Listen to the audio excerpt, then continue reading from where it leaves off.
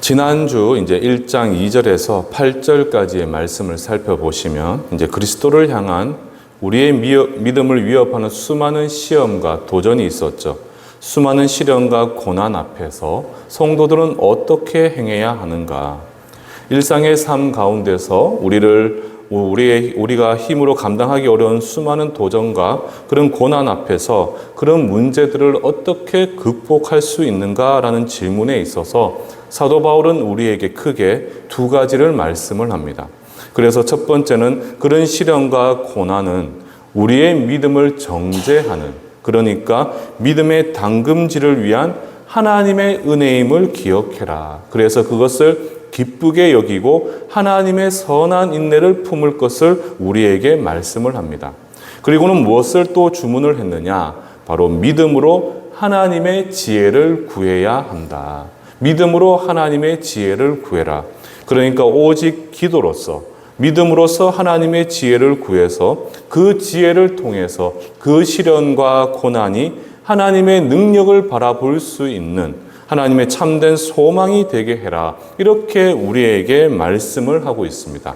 그리고는 오늘 말씀을 통해서 사도 바울은 특별히 외적인 시험과 도전이죠. 우리의 삶에 있어서 외적으로 다가오게 되는 수많은 시험과 도전. 그러니까 그 중에서 특별히 무엇을 이야기하느냐? 물질적인 문제입니다. 물질적으로 어려움에 대한 이야기죠. 그런 외적인 도전 앞에서 이 믿음의 성도들은 그런 문제들을 어떻게 바라봐야 되고 어떻게 풀어가야 되는가라는 것에 관해서 계속해서 우리에게 교훈을 주고 있습니다.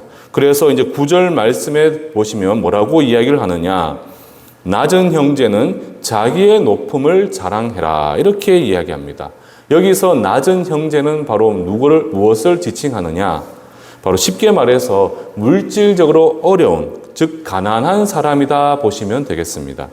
그런 성도를 향해서 지금 사도 바울은 무엇을 이야기하고 있습니까? 바로 자신이 얼마나 존귀하고 보배로운 존재인지를 늘 깨닫고 인식할 것을 우리에게 말씀을 하고 있죠. 무슨 말이냐 하면 우리는 세상의 시선으로 보았을 때는 좀 가난하고 비천한 형편에 놓여 있는 성도들이 있죠. 그런데 그런 비천하고 가난한 성도들이 시험을 당할 때마다 가장 쉽게 빠지는 잘못이 바로 무엇이냐? 바로 자아상의 파괴입니다. 자아상.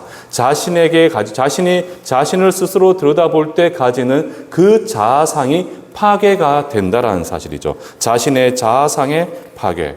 이게 무엇을 의미하는 것이냐 하면, 그러니까 스스로에 대한 열등감과 모든 일에 있어서 너무나 쉽게 자포자기하면서 자신의 미래에 관해, 자신의 미래에 있어서 긍정적인 변화에 대한 전혀 기대를 하지 못하는 이러한 스스로에 대한 자존감이 철저하게 무너지는 것, 그것이 바로 무엇인가? 스스로 자신을 바라보는 자아상의 파괴가 일어난다는 사실이죠. 주로 이러한 것들은 앞에서 말씀드린 바와 같이 가난하고 자신 스스로가 세상과 비교했을 때 비천한 상황에 놓여 있다라고 여기는 수많은 성도들이 쉽게 가질 수 있는 오류와 문제가 된다는 사실입니다. 그런 성도들을 향해서 지금 사도 바울은 무엇을 권면하고 있느냐? 스스로가 하나님 보시기에 얼마나 소중하고 존귀한 존재인지를 기억하라는 것이죠. 우리는 그렇게 비천하고도 그렇게 우리는 모자라고 부족한 존재가 아니라는 사실입니다. 비록 세상에서 보기에는 가난하고 비천한 신분에 놓여 있다 할지라도 하나님의 시선과 하나님의 관점에서는 결코 그렇지 않다라는 사실이죠. 스스로가 하나님 보시기에 얼마나 보배롭고 존귀한 존재인지를 기억해라. 그리고 세상을 향해서 그런 자신을 당당하게 드러낼 수 있어야 된다. 이렇게 우리에게 말씀을 하고 있습니다. 자, 그런데 여기서 중요한 핵심이 하나 있죠. 무엇이냐 하면 비록 우리는 세상의 시선으로는 물질적으로 가난합니다. 혹은 신분적으로 자랑할 것이 없습니다. 그럼에도 불구하고 우리가 이렇게 올바른 영적 자아상을 가짐에 있어서 그것을 가능케 하는 이유가 무엇이냐라는 사실이죠. 이해되시겠습니까? 세상에서 시선은, 세상에서의 관점은 우리는 보잘것없고 가진 것 없고 참 비천하고 낮은 신분이었죠. 대표적인 것이 이 말씀을 기록할 당시에 이스라엘 백성들, 유다 백성들이 로마 당국의 압제를 받고 있던 그런 상황에서 그 그리스도인들이 가지고 있던 신분을 기억해 보시면 될 것 같습니다. 참 물질적으로도 가난하고 계속해서 로마 당국과 유대 공동체에게 핍박을 받고 있고 참으로 비천한 신분 가운데 하루하루를 정말 겨우 힘들게 살아가고 있었던 이들이 바로 그리스도인들이었습니다. 그런데 그런 그들을 향해서 올바른 영적 자아상을 가짐에 있어서 그것을 가능케 하는 이유가 바로 무엇이라는 겁니까? 바로 그것은 우리의 신분이란 사실입니다. 우리의 신분. 정확하게 말씀드리면 우리의 영적 신분이 무엇인가라는 것이죠. 영적 신분.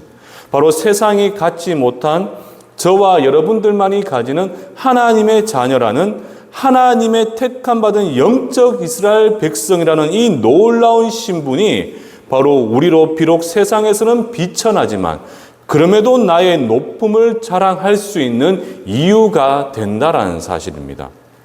좀 더 쉽게 말씀을 드리면요. 우리가 하나님의 거룩한 백성이요 그분의 자녀라는 신분을 가질 수 있는 것은 여러분들이 우리가 그것은 오직 하나님의 택함 받은 그리고 나를 위한 십자가 보혈을 흘려주신 예수 그리스도의 전적인 은혜입니다. 전적인 은혜. 그러니까 이것은 돈으로도 살 수가 없고 우리의 수고와 능력으로도 얻을 수 있는 것이 아니라는 것이죠. 바로 하나님께서 태초부터 당신의 백성으로 택하신 저와 여러분들에게만 주신 하나님의 놀라운 그분의 전적인 은혜의 선물이 바로 우리의 신분이라는 사실입니다.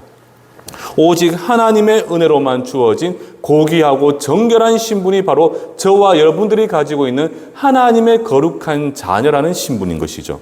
그리고 우리는 야고보서 2장 5절 말씀에 보시면요. 뭐라고 이야기를 하고 있느냐. 우리 다 함께 한 목소리를 한번 고백해 보도록 하겠습니다. 시작. 내 사랑하는 형제들아 들을지어다. 하나님이 세상에서 가난한 자를 택하사 믿음에 부요하게 하시고 또 자기를 사랑하는 자들에게 약속하신 나라를 상속으로 받게 하지 아니하셨느냐. 아멘. 자, 우리는 어떠한 신분을 가지고 있느냐? 바로 영원한 하나님 나라. 그 영원한 하나님 나라를 상속받게 되는 하나님의 자녀라는 거예요. 그래서 우리는 하나님을 감히 뭐라고 부를 수가 있습니까? 바로 우리는 하나님을 아버지라 부를 수 있는 놀라운 신분을 이 세상 누구도 갖지 못했지만 저와 여러분들이 그 신분을 가지고 있다라는 사실이죠. 놀랍지 않습니까? 세상의 시선으로는 참 보잘것없고 우리는 뭐 큰 재벌도 아니고 돈도 많지도 않고 그렇다고 해서 큰 좋은 신분상 좋은 위치에 있는 것도 아니고 참 보잘것없는 삶을 살아가고 있다 여긴다 칠지라도 하나님이 보시기에는 그렇지 않다라는 사실입니다. 우리는 하나님 보시기에 어떠한 신분이냐? 그분은 우리를 사랑하셔서 당신의 백성으로 택해 주셨습니다. 더 놀라운 사실은 예수 그리스도께서 친히 십자가 보혈을 흘려주심을 통하여 우리로 하여금 거룩한 자녀 삼아주고 계신다라는 사실이죠. 이것은 내가 돈이 많아서 살 수 있는 신분도 아니고 내가 능력이 탁월해서 얻을 수 있는 신분이 결단코 아니라는 사실이에요. 저와 여러분들을 사랑하신 그 하나님께서 주신 전적인 은혜로 말미암아 이 놀라운 신분을 저와 여러분들은 가지고 있다라는 사실입니다. 더 나아가서 영원한 나라, 우리는 이 땅에서 유한한 생명을 가지고 영원히 살 수 없는 그러한 유한한 존재이지만 분명한 사실은 성경은 우리에게 무엇을 이야기하고 있습니까? 저 영원한 나라를 상속받을 수 있도록 우리는 우리에게 하나님의 자녀라는 그 신분을 허락해 주셨고 그래서 우리는 하나님을 나의 아버지라고 고백할 수 있는 놀라운 축복을 누리며 살아가고 있다라는 사실이죠. 따라서 약한 자로 강하게 하시고 가난한 자로 믿음에 부욕해 만드시며 예수를 사랑하는 자녀들로 하여금 거룩한 주의 나라 백성 삼아 주셨다라는 사실입니다. 그러니까 돈으로도 못 사는 이 놀라운 신분을 누가 가지고 있고 누가 소유하고 있다는 사실입니까? 바로 이 자리에 함께하고 계신 저와 여러분들이 이 세상이 갖지 못한 놀라운 신분을 우리는 가지고 있다라는 사실입니다. 따라서 비록 세상에서요, 내가 조금 부족할 수도 있습니다. 내가 모자랄 수도 있죠. 내 위치가 좀 낮을 수도 있고 좋은 집, 좋은 직장이 없을 수도 있지만 우리는 하나님으로 말미암아 모든 것을 가졌고 그 하나님으로 말미암아 우리는 세상 누구도 갖지 못한 하나님 나라의 백성이요 창조주 하나님을 거룩한 자녀로서 그분을 아버지라 부를 수 있는 이 놀라운 신분을 우리가 가지고 있다라는 사실입니다. 예전에 이제 제가 사역했던 교회에 성도님 한 분 중에 지금은 이제 소천을 하셨죠. 몸이 이제 뭐랄까 등이 굽으신 분이셨고 참 몸이 불편하셔서 키도 아주 작고 등이 굽어서 혹이 나오신 그렇게 이제 그런 분이 한 분 계셨습니다. 근데 그 집사님은 참 매일에 제가 집사님을 볼 때마다 제가 큰 도전을 받았던 게 그분은 볼 때마다 항상 싱글벙글 웃고 계셨고 많은 사람들이 그분을 길을 걸어갈 때 참 시선이 쏠리지 않습니까? 그리고 또 많은 사람들이 늘 불쌍하게 이렇게 시선을 바라볼 수밖에 없었죠. 늘 장애를 가지고 계셨기 때문에. 그래서 늘 저희 어머님과 함께 항상 밤에 가셔서 기도하고 새벽 기도를 마치면 저희 어머니가 또 차를 태워서 데려다 드리고 매일같이 그렇게 교제를 하다 보니까 저도 이제 그분과 함께 이제 교제를 나눌 수 있는 시간도 많았고 항상 저도 같이 밤 10시부터 새벽까지 같이 기도를 했었어요. 그런데 그분이 저를 항상 보시면서 하신 말씀이 저는 그때 전도사님이었고 또 목사 초창기였지만 목사님 참 저는 행복합니다. 아니 집사님 뭐가 그렇게 행복하십니까? 임대주택에서 국가에서 지원해 주시는 그 생활비로 생활하시는데 조금 더 맛있는 것 드시고 싶어도 사 드시지도 못하고 좋은 옷을 사고 싶어도 살 수가 없고 많은 사람들은 길을 걸어가는 모습을 보면서 늘 시선이 집중되고 늘 집사님을 불쌍히 바라보는데 어떻게 집사님은 그렇게 행복하십니까? 라고 물었어요. 그런데 그분이 하신 말씀이 바로 무엇이냐? 이 야고보서 2장 5절의 말씀이셨어요. 야고보서 2장 5절의 말씀. 목사님 나는 어차피 비록 짧은 인생 끝나고 나면 저 하나님 나라를 상속받는 하나님의 자녀잖아요. 저 사람들은 세상에 아무것도 갖지 못했어요. 그들은 비록 돈이 있다고 하고 건강한 몸이 있다고 하지만 그것은 금방 사라지고 끝나는 것에 불과하잖아요. 저는 그렇지만 이 짧은 인생 끝내고 나면 하나님께서 약속하신 저 하나님 나라를 상속받을 수 있는 나는 하나님을 아버지라 부를 수 있는 자녀가 됩니다. 이것만큼 더 행복하고 이것만큼 더 감사한 것이 어디 있어요? 저는 그래서 매일의 삶이 저는 하나님을 생각하고 이런 보잘것없고 못난 나를 당신의 백성 삼아 주신 그 하나님께 감사를 고백하며 살아갈 수밖에 없어요. 그래서 저는 늘 기쁩니다. 늘 행복합니다. 그래서 나는 행복한 사람입니다. 늘 이렇게 고백을 하셨다는 것이죠. 똑같지 않습니까? 지금 이 야고보 사도가 지금 우리에게 무엇을 이야기하고 있습니까? 지금 우리는 아무것도 가진 것이 없어요. 내 신분은 대단한 신분이 아닙니다. 세상 가운데서 비천하다고 비루하다고 우리가 많은 사람들에게 손가락질 당할 수도 있고요. 가난에 처할 수도 있습니다. 내 자녀가 내가 의도한 대로 성공하게 삶을 살아가고 있지 않을 수도 있습니다. 그러나 분명한 사실은요, 우리는 아무것도 가지지 못했다라고 세상은 우리를 바라보지만 우리는 누가 우리와 함께하고 계시느냐? 바로 세상을 창조하신 창조주 하나님께서 저와 여러분들과 함께하고 계시죠. 더 나아가서 그분의 언약의 말씀 가운데 그 말씀을 쫓아 우리의 신분은 무엇이 된다는 것입니까? 바로 우리는 하나님의 거룩한 백성, 하나님 나라를 상속받는 그분의 거룩한 자녀로서 세상을 창조하신 하나님을 향해서 아버지라 부를 수 있는 놀라운 신분과 자격을 우리는 가질 수가 있다라는 사실입니다. 그렇기 때문에 이 물질적인 어려움은 영원하지 않습니다. 금방 지나가고 사라지기 때문에 그런 세상의 것에 내 마음을 스스로 괴롭게 하는 것이 아니라 세상이 갖지 못한 그러니까 내가 가진 영적인 부와 나의 신분을 가지고 어디에서나 당당하고 떳떳하게 나의 하나님을 자랑하면서 지금도 내 안에 살아 계시는 나의 신분을 보장해 주고 계시는 그 하나님을 자랑하면서 그분의 은혜에 기뻐하고 감사하는 삶을 살아가라. 이렇게 사도 야고보는 지금도 우리에게 말씀하고 있다라는 사실이죠. 그래서 우리가 초대 교회를 보시면요, 그 위대한 교부 중에 어거스틴이 뭐라고 이야기를 하느냐? 하나님이 아닌 모든 물질적인 부는 내게 있어서 그냥 빈곤에 불과하다. 이렇게 이야기를 합니다. 그러니까 그리스도인에게 있어서 세상의 부는 나로 하여금 풍요롭다고 고백할 수 있는 이유가 되지 않는다라는 사실이에요.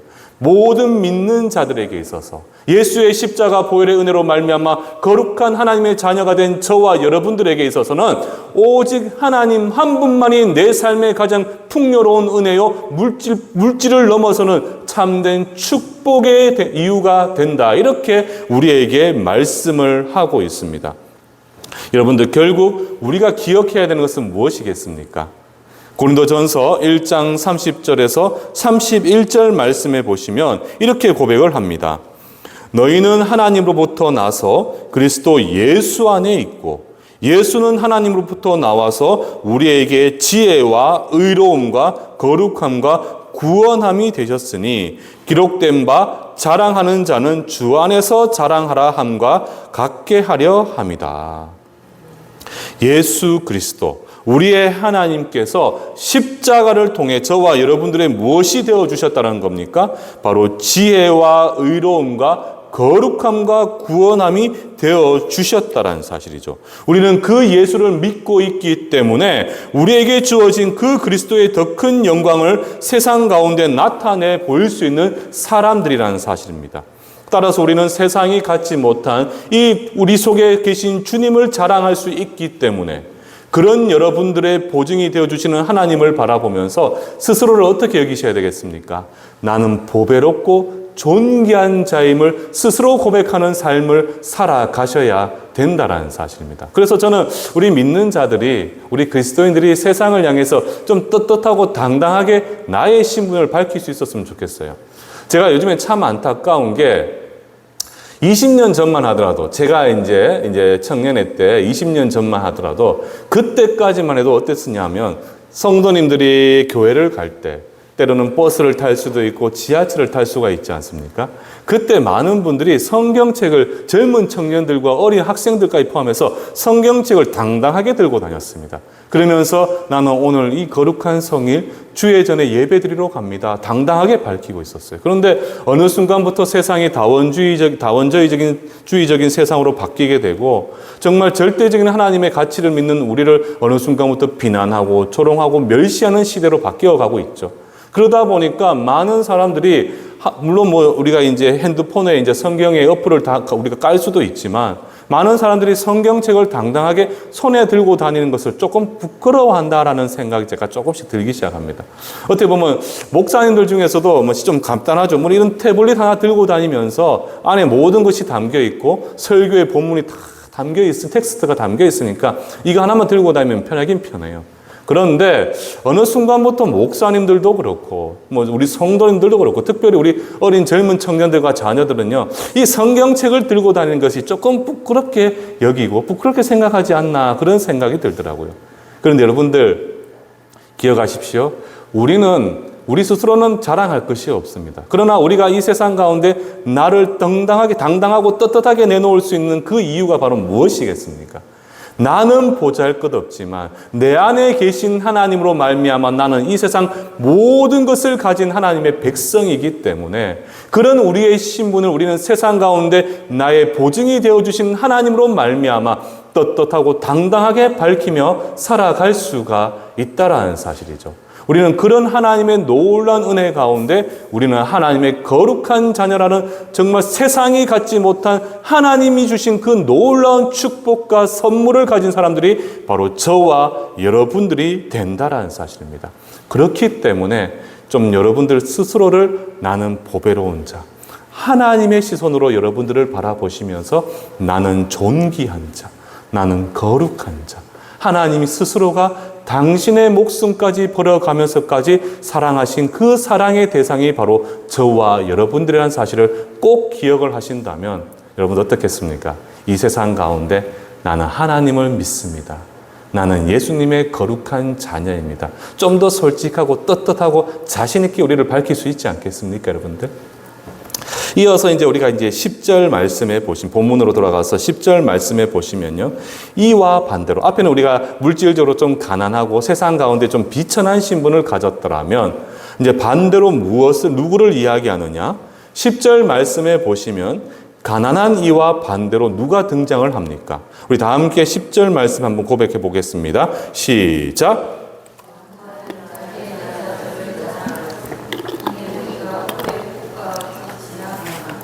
아멘. 부한 자는 자기의 낮아짐을 자랑해라. 이는 그 이유가 무엇인가? 그가 풀의 꽃과 같이 지나갑니다. 여러분들, 가난한 이와 반대로 성도들 중에도 부한 이들이 있겠죠. 자, 그런데 이들이 범하기 쉬운 잘못은 무엇인가? 야고보 사도는 무엇을 이야기합니까? 자기의 낮아짐을 자랑해라. 그러니까 부한 자는 반대로 이 낮아짐의 반대말은 교만이고 높아짐이겠죠. 그것을 경계할 것을 우리에게 이야기를 하는데, 이와 관련해서 누가복음 12장 19절에서 21절까지 말씀해 보시면 이렇게 이야기합니다. 제가 19절에서 21절까지 한번 읽어드리겠습니다. 또 내가 내 영혼에게 이르되 영혼아 여러 해 쓸 물건을 많이 쌓아 두었으니 평안히 쉬고 먹고 마시고 즐거워하자 하리라 하되, 하나님은 이르시되 어리석은 자여 오늘 밤에 내 영혼을 도로 찾으리니 그러면 내 준비한 것이 누구의 것이 되겠느냐 하셨으니, 자기를 위해 재물을 쌓아두고 하나님께 대하여 부요하지 못한 자가 이와 같을 것이다. 쉽게 말씀드리면 여러분들, 지금 이 누가복음 12장 19절에서 21절까지 말씀은 무엇을 이야기하고 있는 겁니까? 이런 부한 자들은 혹여 자신의 미래와 그 자신의 생명이 자신이 소유한 부에 달려 있다, 이렇게 한마디로 착각하고 있다라는 사실입니다. 내 미래와 내 생명이 내가 가진 이 모든 물질과 부를 통해서 다 더 좋게 될 것이다 라는 생각을 가지고 있다는 사실이죠. 이것은 무엇을 의미하겠습니까, 여러분들? 소위 하나님의 은혜가 아니라 자신의 능력과 자신의 부를 통해서 자신의 삶이 결정되고 미래가 결정될 것이다, 이렇게 생각을 하고 있다는 겁니다. 그런데 자신이 가진 그 부는 결국 무엇을 이야기하느냐? 풀의 꽃과 같이 한낱 지나가는 것에 불과하다, 이렇게 이야기를 하고 있는 것이죠. 이런 생각을 가진 것은 결국 무엇인가? 내적 교만이라는 겁니다. 내적 교만. 그러니까 과거 이스라엘 백성들이 평안할 때 그들이 가졌던 그 문제가 바로 무엇이었습니까? 바로 내적 교만이었죠. 내적 교만.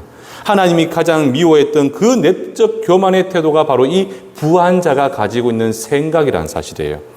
이것은 여러분들 내적 교만하고 일반적인 교만을 조금 우리가 비교하실 수가 있어야 되는데, 이 내적 교만이라는 것은 결국 무엇이냐? 나는 그렇게 생각하지 않는다라는 겁니다.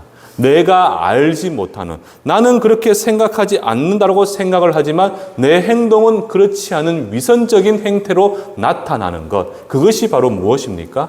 내적 교만이라는 거예요. 지금 10절 말씀으로 부한 자는 자기의 낮아짐을 자랑하고 이는 그의 풀의 꽃과 같이 지나갑니다 라고 이야기하는 것, 그리고 제가 앞에서 말씀드린 예수님의 말씀이죠. 누가복음 12장 19절에서 21절까지의 말씀은 결국 무엇을 경계할 것을 이야기하느냐? 부한 자들이 가지는 내적 교만을 경계할 것을 지금 우리에게 말씀을 하고 있다는 겁니다. 그리고 또 부한 자들은 요한계시록 3장 17절로 보시면 뭐라고 이야기를 하느냐? 자막에 나오는데요. 보시면 이렇게 말씀을 하고 있죠. 우리 다 함께 한 목소리로 고백해 보겠습니다. 시작.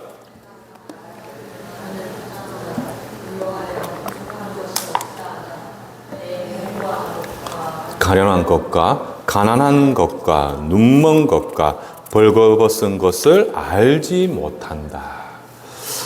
자, 결국 이게 무엇을 의미하겠습니까, 여러분들?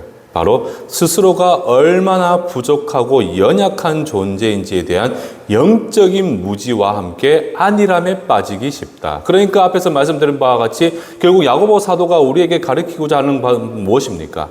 부한 자들은 어떤 오류와 문제를 가질 수가 있느냐? 스스로가 알지 못한 내적 교만함에 빠질 수도 있고 스스로가 얼마나 부족하고 연약한지에 대한 영적인 무지와 함께 안일함에 빠지기가 쉽다라는 사실입니다. 그런데 여기서 우리가 한 가지 짚고 넘어가야 되는 문제는요. 이러한 부한 자들이 자신이 자랑하는 부의 실상이 어떠한가라는 것을 보면요. 아까 본문으로 들어와서 10절에 좀 가주시겠습니까? 10절 말씀해 보시면 뭐라고 이야기하고 있습니까? 10절 하반절과 11절에 보시면요. 그 부가 영원히 지속되지를 않는다라는 사실이에요.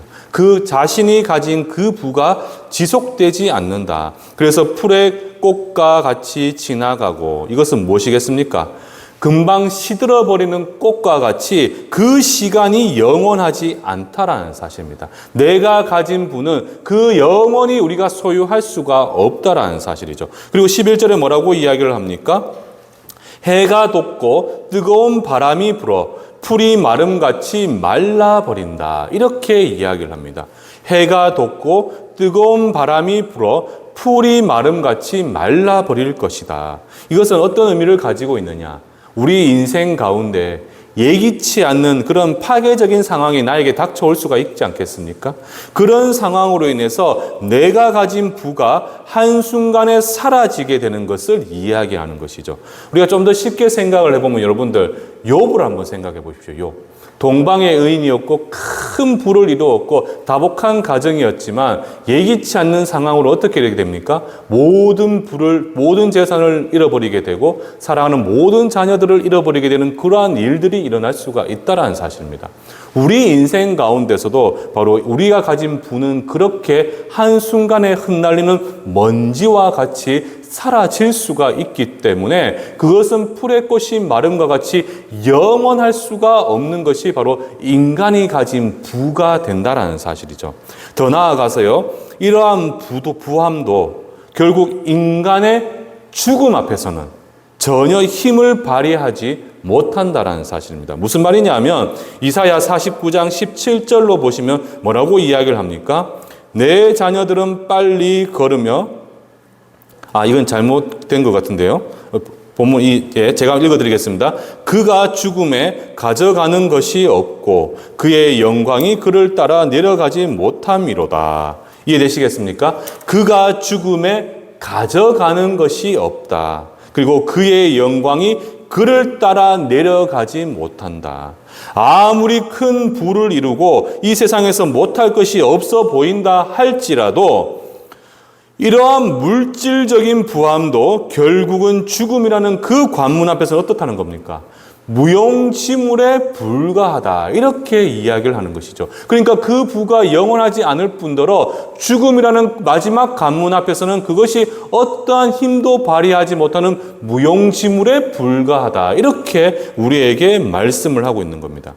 따라서 주의 성도들은요, 그 삶에 물질적인 부가 주어져 있어도 그 인생 가운데 최우선의 가치와 목적은 어디에 두며 살아가야 한다는 것인가?